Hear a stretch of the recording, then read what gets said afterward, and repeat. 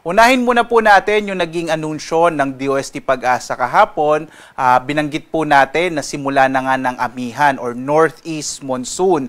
At pag sinabi po nating amihan, mas makararanas na tayo or asahan na natin ang mas malamig at tuyong panahon, partikular na nga dito sa may kanlurang bahagi ng Luzon. Samantala, kasabay din ng amihan ay makararanas din tayo ng iba pang mga weather system gaya ng shear line o ito yung banggaan ng malamig na amihan at mainit na easterlies o yung hangin nagmumula sa Karagatang Pasipiko. Dahil doon, asahan naman ng mga kababayan natin sa may silangang bahagi ng ating bansa, lalong-lalo na ng northern hanggang central Luzon, kasama din yung Bicol region, posible yung mga pag-ulan na dulot naman ng shear line. Kasabay po yan ng pagkakaroon ng amihan. Isa pang katangian ng amihan, karamihan po ng mga bagyo natin, kapag tatama ito sa kalupaan, kadalasan sa may bahagi ng Visayas at Mindanao. Mapapansin po ninyo, karamihan ng mga bagyo natin, towards the end of the year ay tumatama sa may Visayas at Mindanao. Ito ay dulot ng malakas na high pressure area sa may hilagang bahagi ng ating bansa. So bahagi po yan ng katangian ng amihan season dito sa ating bansa.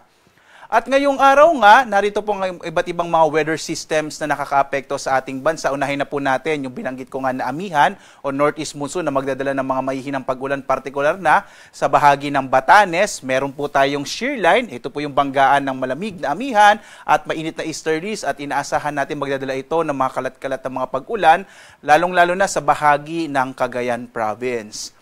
Samantala naman, patuloy yung pagmamonitor natin itong low pressure area na huling namataan 275 kilometers silangan ng Pag-asa Island sa Kalayaan, Palawan. Makikita po natin, green na po yung kulay niya, ibig sabihin po ay maliit na yung posibilidad or halos wala na itong posibilidad na maging bagyo. Either malulusaw po ito or lalabas ng Philippine Area of Responsibility. Nakapaloob siya sa mas malaking weather system na Intertropical Convergence Zone.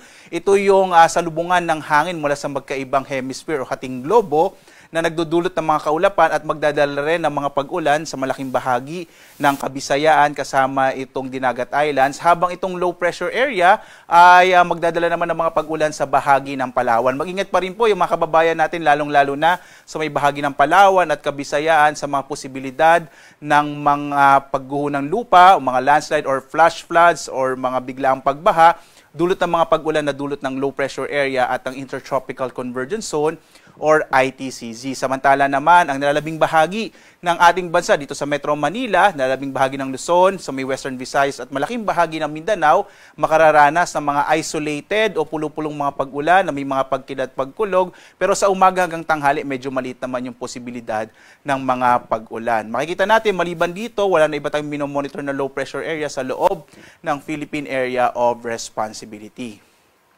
Ngayong araw nga dito sa Luzon, inaasahan natin ang mahihinang pag-ulan sa Batanes dulot ng amihan, habang may mga kalat-kalat na mga katamtaman hanggang sa kumisay malalakas na mga pag-ulan sa bahagi naman ng Cagayan dulot ng shear line. Ang lalabing bahagi ng Luzon, makararanas naman ng mga isolated o pulo-pulong mga pag-ulan, pagkilat, pagkulog, kadalasan sa hapon hanggang sa gabi. Agwat ng temperatura sa Lawag 26 to 33 degrees Celsius, sa Tuguegarao naman nasa 25 to 32 degrees Celsius, sa Baguio 17 to 25 degrees Celsius, habang sa Metro Manila 24 to 31 degrees Celsius, sa Tagaytay 22 to 30 degrees Celsius, sa Legazpi nasa 26 to 31 degrees Celsius.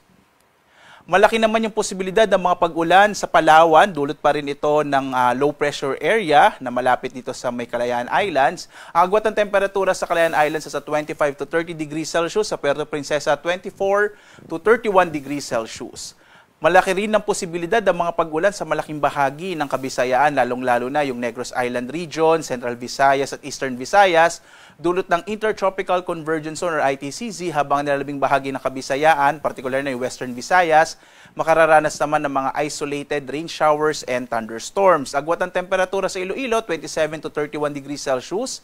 Sa Cebu naman, 26 to 31 degrees Celsius, habang sa Tacloban, nasa 25 to 30 degrees Celsius. Malaki rin yung posibilidad po ng mga pag-ulan sa bahagi ng Dinagat Islands dulot ng ITCZ, habang ang nalabing bahagi ng Mindanao ay makararanas sa mga isolated rain showers and thunderstorms. Agwat naman ng temperatura sa Cagayan de Oro, 24 to 30 degrees Celsius, sa Davao, 25 to 32 degrees Celsius, habang sa Zamboanga, 24 to 31 degrees Celsius. Sa lagay naman ng ating karagatan, inaasahan natin katamtaman hanggang sa maalon na magiging lagay ng ating karagatan, partikular na sa may northern Luzon, gayon din sa kanlurang bahagi ng northern and central Luzon dahil nga umiiral yung amihan, habang dito sa may eastern section po ng northern and central Luzon ay katamtaman yung magiging pag-alo ng karagatan. Wala tayong nakataas na gale warning, kaya maaari naman po malawat yung mga sasakyang pandagat at mga bangka sa mga baybayin ng ating bansa. Bagamat mag-ingat pa rin po, lalo na kapag may mga thunderstorm kung minsan nagpapalakas yan ng alon ng ating karagatan. Mag-ingat po lalong-lalo na yung mga maliliit na mga bangka. Ito naman po yating inaasahang magiging lagay ng panahon sa mga susunod na araw. Inaasahan po natin una itong low pressure area dito sa may sa malapit po sa may Kalayaan Islands sa Palawan ay maari po malusaw or maaring lumabas ng Philippine Area of Responsibility. Maliit na yung posibilidad na ito yung maging bagyo. Bukas naman, posible pa rin yung mga pag-ulan sa may bahagi ng Palawan dulot ng trough nitong low pressure area kung ito man ay lalabas ng Philippine Area of Responsibility. Samantala, pagdating po ng Huwebes hanggang Biyernes, muling inaasahan natin yung epekto or magpapatuloy epekto ng Intertropical Convergence or ITCZ, particular na nga sa may bahagi ng Kabisayan kasama yung Bicol region. Pagdating naman ng araw ng Sabado, or araw po yan ng Undas, posible ang mga pag-ulan sa may bahagi ng silangang bahagi ng Northern and Central Luzon, yung area ng Cagayan, Isabela at Aurora. Posibleng epekto po ito ng shear line or yung bangga ng mainit at malamig na hangin. Kung magkakaroon po man ng mga pagbabago sa lagay ng ating panahon, magbibigay ng update ang DOST Pag-asa. So, sa ngayon po, maliit yung posibilidad pa na magkaroon tayo ng bagyo hanggang sa pagtatapos ng linggong ito. Samantala, ang araw natin ay sisikat mamayang 5:50 na umaga at lulubog, ganap na 5:29 ng hapon.